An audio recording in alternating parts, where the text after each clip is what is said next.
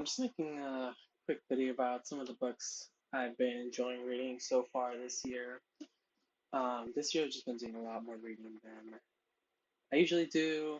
I really want to fix like my brain rot. I'm about to start graduate school, so I really want to get in the mindset of like reading and like thinking critically about things. And this kind of an exercise for me to like think back about how to talk about books and ideas and whatnot.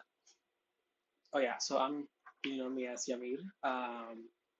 You probably know me from some of my attempts at competitive gaming, Couple a piece too late.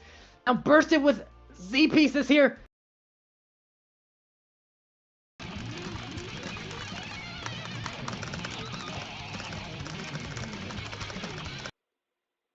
or some of my own music, or when I talk about music, or real life. Alright, so anyways, the first one I'm sharing is Natural History of Empty Lots by Christopher Brown. It's sort of about like urban edgelands, back alleys, other wild places, the urban wilds. So like I guess a lot of like the anthropogenic, Anthropocene kind of crap, where like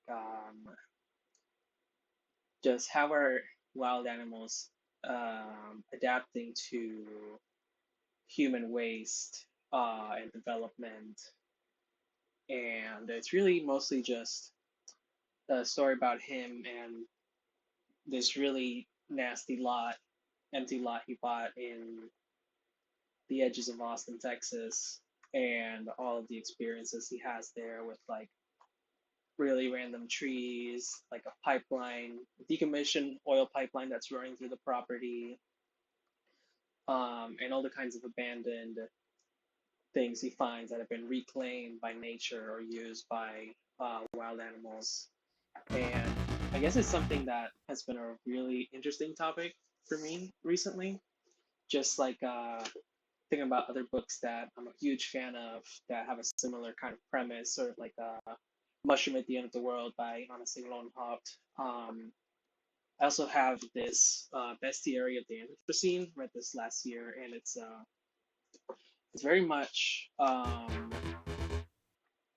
that exact kind of thing of sort of like Rats in um, unusual circumstances. human plant like species like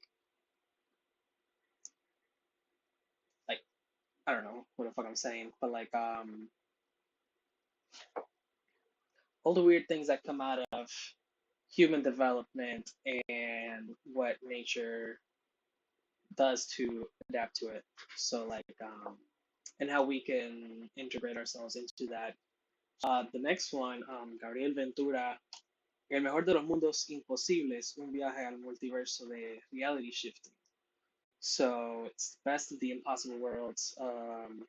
Just a bunch of essays about reality shifting. For those of you that have a life, it was this sort of trend that popped up on TikTok and other social media at the start of the pandemic, where people believe that they could like shift from so like based on like all these theories about like what's it called again, quantum physics, about like multiverses and parallel universes, and like this whole theory that there's like infinite universes. So like, you know, every time you make a decision you have sort of two branching universes. And I think what this really does for me is it really connects like You've got a good beginning. is a really great connection of this sort of Gen Z trend with the theoretical physics behind it, and like also how it fits into the history of science fiction and the history of the science of quantum physics. So I think like it's also in French if you don't read Spanish. Same publisher. But yeah, I just thought it was a really, I would say it's probably like the um, the book on the topic. I'm still not convinced that it's much more than maladaptive daydreaming or similar kinds of states of consciousness that maybe they're just being given another name. And that's actually one of the biggest debates in the book and in the community is this a new thing? Is this just maladaptive daydreaming? I thought that's really cool.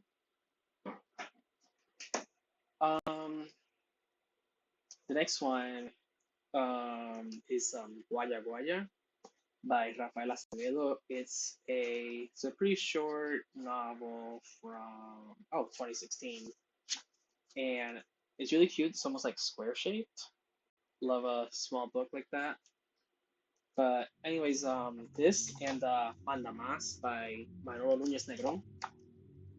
It's two Puerto Rican novels, contemporary Puerto Rican novels I picked up last time I went down there a few months ago.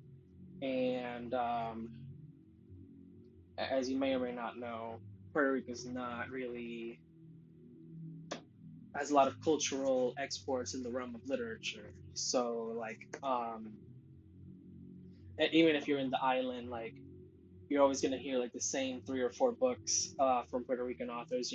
Like La Llamarada, La Carreta. There's a few others, but you just get the same 3 or 4 books from a bunch of guys from like turn of the 19th, 20th century. And then maybe you'll get like La Guaracha del Macho Camacho from the 70s. That's really I feel like the only like 20th century thing that's come out the last 60 years that has had some kind of like impact within the island and maybe a little bit outside. But anyways, the point, both of them deal with characters involved in illicit activities. So Guaya Guaya is kind of a robbery gone wrong. A group of people try to rob a bank, but they don't really know what they're doing, and kind of just be it really connects together a lot of things that happen in like a lot of Puerto Rican culture. Anyways, what I really do love about this book is it has a really amazing like rhythm. I don't know like the literature terms. I'm sure there's like a proper thing for it, but it just flows absolutely beautifully. It a lot of times like a lot of it rhymes. Like it's not structured like a poem, it's just structured like a regular novel, but it like tricks you into thinking. And like a lot of really great Puerto Rican novels do this, and I'm thinking about Macho Camacho again. Is just like this lyricality, this sort of, I don't even say rhythm because it's not like that rigid, but sort of like a sort of melody, a sort of tempo that really gets the story flowing, and it almost feels like when I'm reading it, it almost feels incidental, like like the narrator is just like riffing off, like freestyling, and it really makes for a really enjoyable read. And this one, Amanda Mas, it's has a more interesting narrative style. I'm sure there's a word for this because I've seen it in other books. Actually, some recent book I read, The Maniac by Benjamin Labatut, where like 2/3 of the book, each chapter is so revolves around a specific character. Let me go back to this. Revolves around very successful. I really like it because, in one sense, it is going. Most of the time, it is going linearly, like it's going forward in time. But then, someone who has a different relationship, like maybe like his closest companion, steps up, and like you get like a little bit of backstory or like fact that puts into context things from the previous chapter.